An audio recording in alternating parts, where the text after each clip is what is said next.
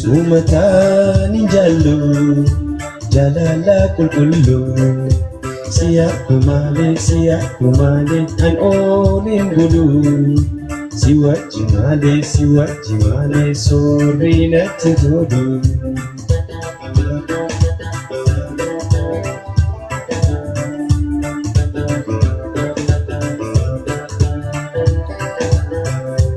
Akkan si jaalladhu duraaniin si ibsee jaalala jalqabaa situ na eegachiise situ na dursee dhandhama jaalalaa na dhandhamsiise dadhaabee obsee ayyaada kee harkaa na kennisiise ishee si gorsee yoo baachuu dandeesse asheetti si gorsee.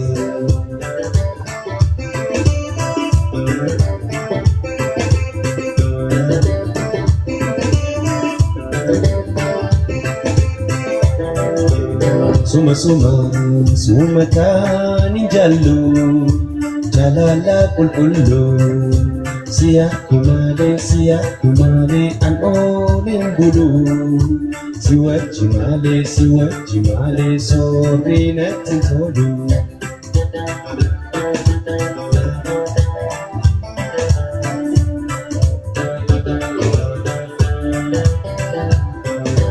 Akkan si jaalladhu duraaniin si ibsee jaalala jalqabaa situ na eegachiise situ na dursee dhandhama jaalalaa na dhandhamsiise dadhaabee obsee ayyaada kee harkaa na kennisiise ishee si gorsee yoo baachuu dandeesse asheetti si gorsee.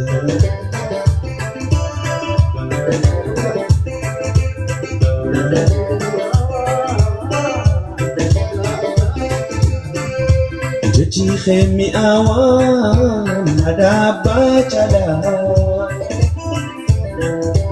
ajettee na yaamtu yaa hamzaa eexiyaa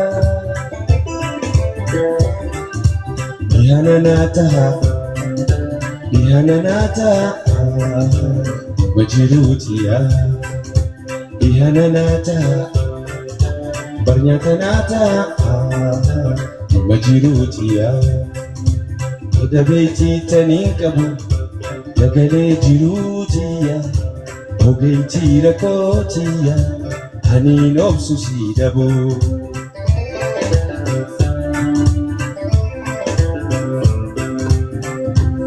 Shawali tuneti kataballu guyyaa ajette na yaamtu yaa hamzaa eexiyaa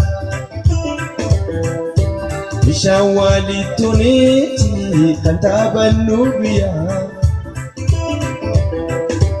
ajette na yaamtu yaa ashititiyaa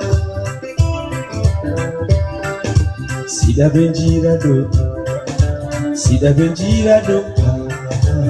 majirutia Sida benjirado majirutia Gorsi ke mi'aawaan adaabaa caalaa Rakkoo daddaa galcheeti nama baasaa jalaa Ihananata barnyatanata yaa jaalala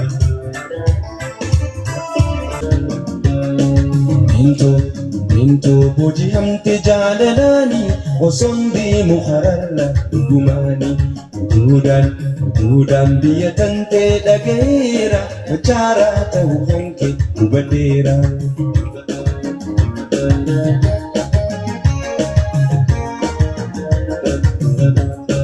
Way machaaraan bal'oodha way manni hanke eessa Mina fidaa barbaada dhukkubsadhee ciisa magala diimtuu harroo fakkeenya Moonaliizaa. Iddoo isiin jirtu eenyutu geessa?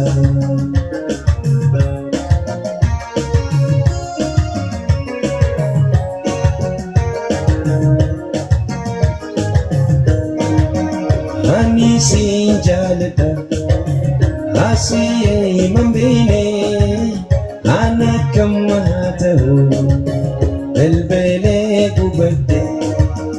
Ani siin jaalladha ati immoo nambine ana kammaa ta'u belbelee gubadde.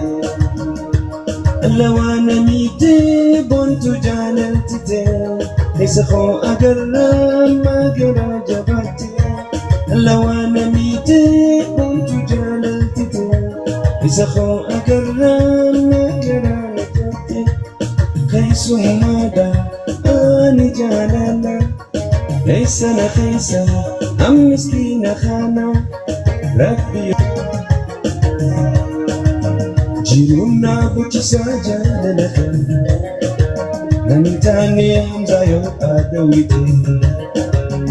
Jiruun na gochisaa jaalala kana nan taane yaa dhaadawite.